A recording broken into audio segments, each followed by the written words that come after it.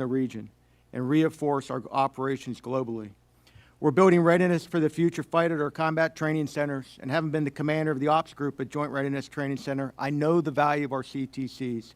It's where we train our soldiers to fight against any adversary in the mud, to solve complex problems, and to test our new kit. But we can't field our modern kit while sustaining aging systems that consume time and manpower. Divesting legacy platforms reduces the maintenance demand that falls hardest on our junior soldiers. This is why we restructured our acquisition process to close the distance between soldiers' feedback and program decisions from years down to months. And this is reflected in the capabilities we're accelerating. Next generation command and control fundamentally changes the speed of decision making, connecting sensors, shooters, and commanders, closing the gap between information and action at every echelon across any mission. We're progressing the XM-30 infantry fighting vehicle, unveiled the M1E3 prototype years ahead of schedule, and fielded the AMP-B to replace the M113, which entered service in 1960, 7 years before I was born. In Army Aviation, we're on track to deliver a prototype of the MB-75 by FY27, increasing the speed, range, and survivability required for future operations. But this next generation equipment we're fielding is only as good as the industrial base that produces and sustains it at scale.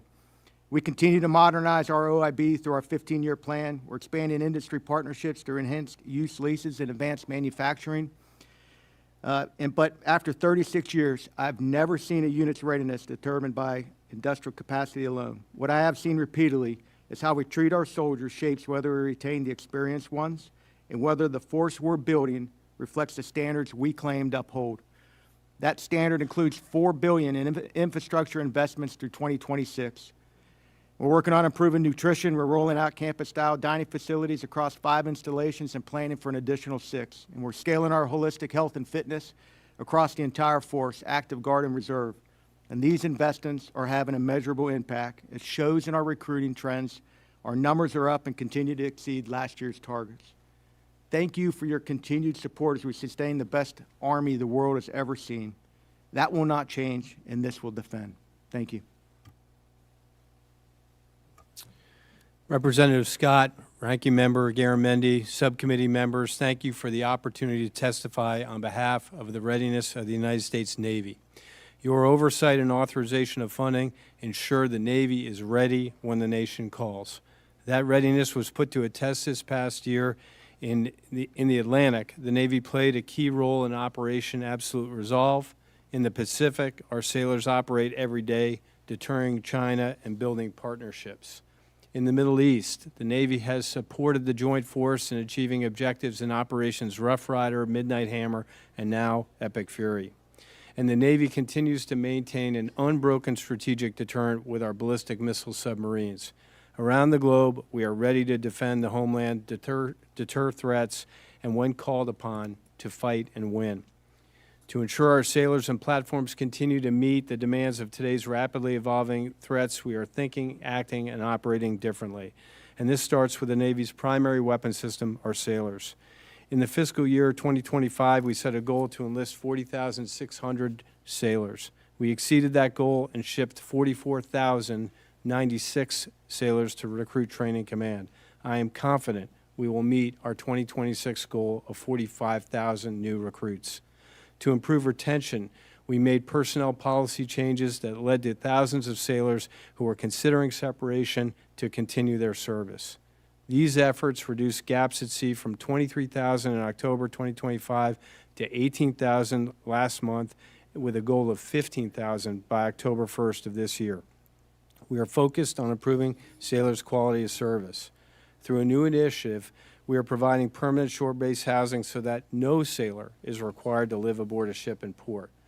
As of last month, 5,700 sailors have transitioned from living afloat to residing ashore.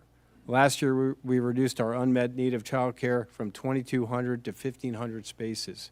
Our fitness facilities are now open 24/7, and we are expanding meal selections and healthy options in our galleys.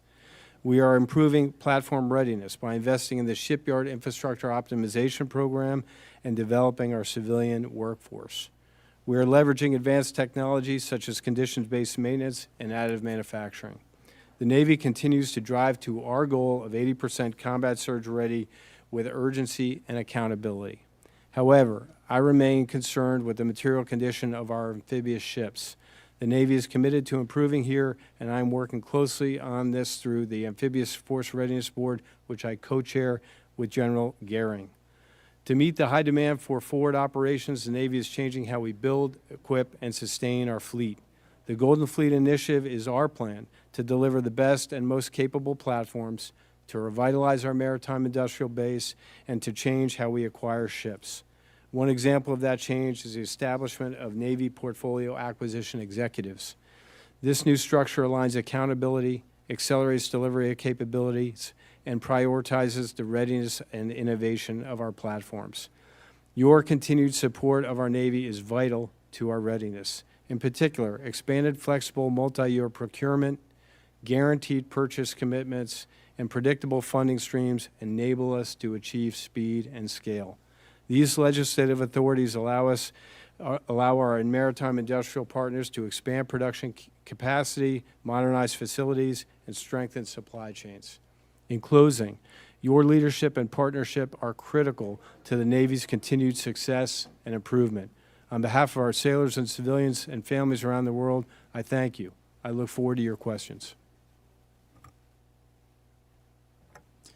Congressman Scott, Ranking Member Garamendi, distinguished members of the subcommittee, thank you for the opportunity to appear before you today. I'm honored to represent the Marine Corps and discuss our current warfighter readiness.